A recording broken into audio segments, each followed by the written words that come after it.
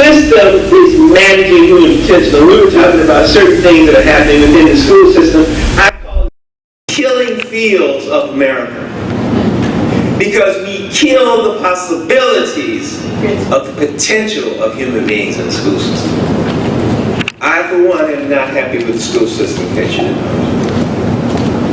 I got a lot of problems with the school system. And I'm saying it's the system itself that is the killing machine. Indeed, the system should be helping people become more intelligent. And in fact, what happens is we kill intelligence. So therefore, there's no problem solving and there's no creativity. In fact, we don't have time to go into the meaning of taking music and art out of the school system. Notice that music and art were in the school system for a long time. Why? Because of the certain types and parts of the brain that music and art help to develop. And these parts of the brain are the parts of the brain that bring parts of reality and bring them together in a systemic, concrete, and organized manner. We've taken out that part of the brain. Think about that. Problem solving is a simple process, and that is that the diagnosis is going to precede the intervention, individual or whether it's social policy, that's all intervention, good or bad. The history of affirmative action is a perfect example of how this works. In the affirmative action example, let's do this real quick. Here is the thing, Moynihan Report, Case for National Action. This was 1965, you're all probably very familiar with this. Daniel Patrick Moynihan became senator later. Working for the government under Lyndon Johnson, he made these conclusions from his report, his investigation, his research. Now, like we mentioned before, we keep having these commissions to do research, and we do the research, and we come back with these, and this is what happened. He said the problem with black people in America was that the women had too much power in the home. Now, how in the world did they conclude that? It's a very simple thing. It's a cultural conflict. It's a white man's idea of how women are supposed to be inside a black guy's home. How does he know this? Well, he doesn't know this. In fact, we could go, and I don't have time, we could go through the history of the world and see black women always had equality in the household. That level of equality he wasn't used to seeing, and so then he concluded she has too much power and the men need to be in charge up in here. But that's not the way we live. That's a cultural conflict. Well, it's all about cultural conflict. The black population has suffered 300 years of discrimination. You darn skippy. And then he said black men were withdrawing from their obligations. Well, that's true in terms of what it looked like, but there's a reason. Let that part out. What was the intervention, though? This is my point. That was the diagnosis. Here's the problem. What was the intervention? Well, they created a welfare system that required black men to leave the house so the women could get money. Notice the answer to the investigation. The second thing that they said, well, it is this 300 years of white privilege. So you say discrimination. We say discrimination, but I want to say discrimination is just one face of white privilege there. They go together. In other words, white affirmative action. 300 years of it. Okay. So they say, well, let's create certain laws. That lasted for what? About 20 years. And then it was eliminated by who? The government. The same government did an investigation and found out why there was a problem and said, there's 300 years of discrimination. And then the Supreme Court came back and said, you can't do that because that's reverse discrimination. This is another thing I want to get into. We get into it in a second. And that is these definitions that then they're thrown out and we just accept them as true when in fact they're lies. How could there have been reverse discrimination? At what point did there become equality so we could reverse and now have discrimination going the other way? The construct of reverse discrimination is itself a lie. It is pushed around by scholars as if this is true, and in fact, this is a part of the smokescreen. This is the mental part I'm talking about, language. So what was the outcome? Well, the extension of a permanent dependency model for black families, which endures right to this moment. The further deterioration of black family pattern, because quietly as it's kept, black people did have families intact before slavery. What were those like? Restoration of sanctioned institutional affirmative action for whites. That's what happened. sanctioned by what? The government. And how do I know this? Because I'm not asleep and I haven't lost my memory. But there is a program always trying to remove from memory the memory of how we got here. And so the population right now, if you ask the average person, and professors or whoever, how do we end up with this whole affirmative action policy anyway? Very few people can tell you how it happened because they don't remember this report. Because this is how we roll. This is what we call social amnesia. Amos Wilson came up with that construct. Social amnesia. Programmed to make sure that the entire population doesn't remember what happened. And so therefore, we don't solve problems. So I have what I call the outer matrix. In the outer matrix, the main issue is mind language. That is to say, who and how reality is defined for the masses. Like I just talked about, reverse discrimination. These terms, these constructs that are given to the masses as if they are true and become true because they're given to the masses as if they are true. This is done primarily through media, of course, and all the different forms of media. That's a world dynamic. It's no longer just a part of the United States. That's a world dynamic. Currency is in all forms of exchange. Currency. Everything is about energy, whether it's visible or not. The highest currency is human potential. And that's what I was talking about a minute ago. And what we do when we know that we have currency is we engage in investments and creativity with our currency. And we're talking about the fact that we do not invest in the human potential of people, not just the black folks, but especially the black folks. It's only through the investment and the creativity that we end up coming up with certain types of products. When we look at the product, we don't like the product, again, that has to do with the lack of investment. In fact, my diagnosis, because diagnosis precedes intervention, my diagnosis is our problem really is a human versus what I call the vampire culture paradigm. Or the one percenters. We're talking about those famous names that you all know very well. Those multi-billionaire, zillionaire families where generation after generation, the same family is a multi-zillionaire, billionaire family, and they really have the input because they pay all the people that end up being in place to run the system, et cetera, et cetera. They invest in human potential in the way that they want to invest in human potential for their own interests, regardless of human need and potential. This is what we're up against. Education on managing energy and currency is kept among the elite, the regular, everyday Joe like you and me. They don't get that type of education. If you get it, you got it accidentally. You didn't get it on purpose. Finally, the dehumanization of misinformation. So it's amazing to me, is 2016, and I'm constantly, wherever I go, I'm constantly running into young people asking me, what in the world is true about the history of the world? And I'm a psychologist. History is not even my area. Well, it is, because I had to go find out to figure out the psychology. The misinformation, just simple things that the school, this is why I say the school system is terrible, people. I'm not going to give you all these accolades. No, it's terrible. It's terrible. Because the school system is a part of the misinformation paradigm. Because we don't talk about the truth of what happened in the world in the school system. And the truth is, if we knew, we would know that Africa had a long history of evolution and development, and most of what we take for granted as so-called progress and development was developed in Africa. Most of it. And I can show you that. It would take me a couple of years probably to do it. Just showing you the documents. But our children don't know that. That's the point. Our children don't know that. So this misinformation is a cultural crucible.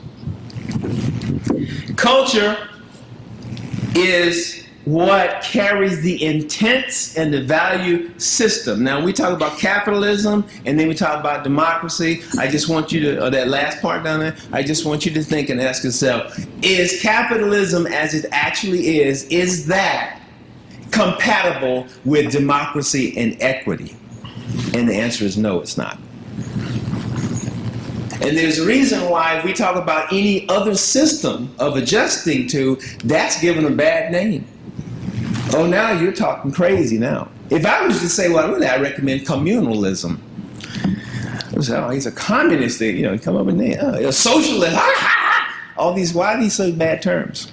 Who decided, for example, that a democracy is better for the people than a monarchy? Who decided that?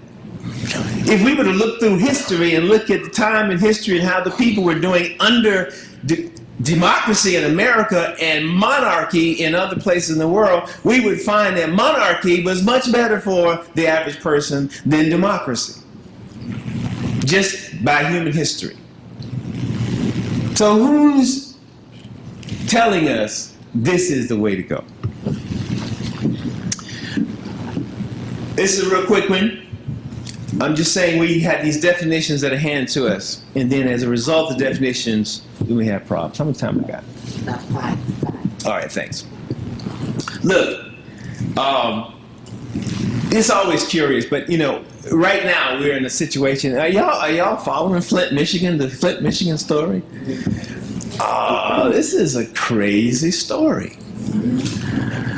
I'm trying to figure out what are us American people thinking and what are we doing while we're looking at these people who've been given this poison water to drink. This is us. I mean, this is just like people in the hood drinking poison water. While we're talking about we need to send some troops over to Syria, right? We got people shot down. We're counting. We're getting death counts in Chicago alone, just in one city, right? It's amazing that we can send troops all the way to Syria to stop a war in Syria, but we cannot bring troops down the streets of Chicago to stop war in Chicago. Right at home. We can send troops all the way to Syria. I cannot get the police to come to my street to clear my street at night. Right here in Tallahassee. And I've made a lot of calls. How is this possible? These definitions of what's important. Immigrants. We're all immigrants. What is this whole discussion about immigrants? Who is the extremist? We're looking at the numbers of black men shot down by police in the United States every day. How many immigrants have come and shot down black men on the streets in America as of yet? The count. What's the count? Who is really the threat? Who defines what that threat is? Predators. You all know this came up recently when about the children in Los Angeles and Hillary and other people were saying, oh yeah, they had labeled them as predators, you know. Super predators, they called them. See these definitions, these terms. They put out, these super predator youngins, right? And they were talking about, because, you know, they're out gang banging and they're trafficking drugs. And I'm like, well, wait a minute. That's why I put Ollie North in the CIA. Well, they already admitted that they were, what, trafficking guns. They sometimes admit about trafficking drugs, not always. But I mean, well, if these guys on the street of LA who have no power, if they're super predators, then what about these cats that got all the power? What kind of predators are they? People like me don't get asked those questions, so, but anyway. Drug culture, are you kidding me? What's the main cause of what's the main drug addiction and drug problems we have? We just had Prince go through this. We still don't know exactly what happened, but it's making everybody think about it. Prescribed drugs, legal drugs. What about that? Is that drug culture? Is that a drug problem? Etc. So you can go down the list. Civil rights versus nature. Human rights versus some political agenda. Education as assimilation versus enhancement. That's where we are. That's what we were talking about before. These constructs of what type of education and what kind of Negro we're going to end up with at the end. We can't have these radical types because radical types want change. And the system does not want to change. We have a discussion about democracy, but you know, really, you have to be pretty wealthy in order to get into a lot of places of power. And so, someone has already mentioned this, but just for the record, is it a democracy where citizens are actually running the country, or is it an oligarchy where wealthy people are running the country? And is it real progress or just a picture? Look, We can look at indices, we call indices of distress or indices of pain and suffering or whatever we want to call it. The prison system is one of the ones that's glaring. There's a lot of talk about it right now. And when we look at it, it's so obvious. And yet we go on talking about it year after year after year after year after year. The number of black folks in prison, the number of Latino, Hispanic, or whichever definition people want to try to give some other human beings, which is not their definition, by the way. I had a young girl say, well, I'm Hispanic. What about me? I said, well, how you got to be Hispanic? You know, we never ask, well, how do people get to be classified as Hispanic or Latino? It has nothing to do with landmass. It has nothing to do with those people or their language or anything. Where did these come from? And then we want to force people, are you Hispanic or are you Latin? Who's creating these definitions? The relationship between education and income. We already know about this one. The more education you have, the higher your education goes, generally as speaking, the higher your, we know this already. What we really should be asking is, you know, Asian people do pretty well in this culture under these circumstances. How do they do it? Of course, they have a different history of getting here. Well, this one is one I really wanted to show you. Came out last year. This is a lifetime income growth pattern of NFL players. Notice the red is NFL players. This gets to the crux of what I'm talking about. Notice NFL players tend to come from lower income backgrounds. They tend to make a lot of money real quick. They tend to have a lot of money for a few years, and they tend to go broke, and then they tend to be less well off than the rest when it's all over with. And this is my point why money and even opportunity isn't necessarily the problem. It's mental. You could be a great football player and make a whole bunch of money, and that doesn't mean you're going anywhere. In fact, most don't go anywhere. You can have all this privilege, have all these doors open for you, and still not know how to act. So we look at something like this one. This is just one I decided because we didn't have time. Arrest patterns of NFL players. Notice that NFL players are more likely than the average person to get arrested for various crimes with all that money. Now this one, I'm not sure if I can do this. We're going to hit it and see. Didn't work. Well, I'm going to move on. I wanted you, this is a commercial that's on right now. I wanted you to see this little short commercial because, notice, let's look at it for a second, then I'm going to move on. The culture of dehumanization is what I'm talking about. It says humans of the future, right? And then it's talking about this special eye camera, right? And this describes all the things that this camera can do. Like it'll keep memories. Like it has zoom capacity. And it goes on and on, all these things it can do. And I said, this is amazing. I need this for this talk. Why? Because guess what, people? That camera is nothing more than an imitation of what your eye and brain are already doing. You can zoom right now. You have memory right now. Your memories are lasting forever right now. What are they trying to sell you? An artificial version of yourself. And then you actually think this is success and progress. How did this happen? I would recommend every single human being in America to go look up the history of Donald Ewan Cameron. Psychiatrist, he created these techniques that are being used. This man is the man who created the, y'all know Bourne Identity and these Hollywood versions of a real thing. How they create assassins that can't remember what they're doing. This is the guy that came up with the program. But the program is being used all over the place now. It's not just used in the military. How did he do it? Notice what he did. He took the mental vulnerabilities of his subjects, the history of trauma. He put those traumas on tape, and he played those traumas over and over again. And then to the patient, and then he put them on drugs, and then he put them under hypnosis, and then he programmed them. Right? I suggest to you, this is no different than what you do with rap music today. It's the same thing. I'm coming. I just got to make this last conclusion. Ed Bernays, go look him up. He was the nephew of Sigmund Freud. He is the person who basically created the advertising industry. What is the point of the advertising industry? To create unconscious desires in the population so that they will want things that they don't need. 1927, Paul Mazur stated, "We must shift America from a needs to a desire culture." That's where we are. I'm going to move on to this. The program. Who gets to decide what black people get to be the image of what it is that black people should aspire to be? Eye, brain, training, model. Lil Wayne, notice on Lil Wayne, "I am not a human being," he says. Somebody said, right? All right, last thing and I'm out here. Every culture has to answer 3 questions for a group of people. We're talking about the education of black folks. People say, what does a culture tell you?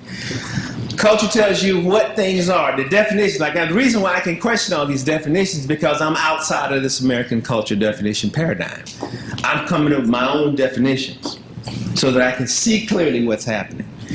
Next, a culture not only defines reality for people, it also tells them how to behave. Given that you're in this situation, that's how you behave. The problem with us is that the educational system does not define black culture for black people. It defines black people as existing within white culture. And therefore, they don't know how to behave. Not only that, the culture tells you why it's important for you to behave this way. In other words, the value system within the life that you're living. And since that is not our value system, then our children don't know how to be of value to themselves. Right? If we don't respond to that in the educational system, then we're really not educating, we're assimilating. I'll stop there.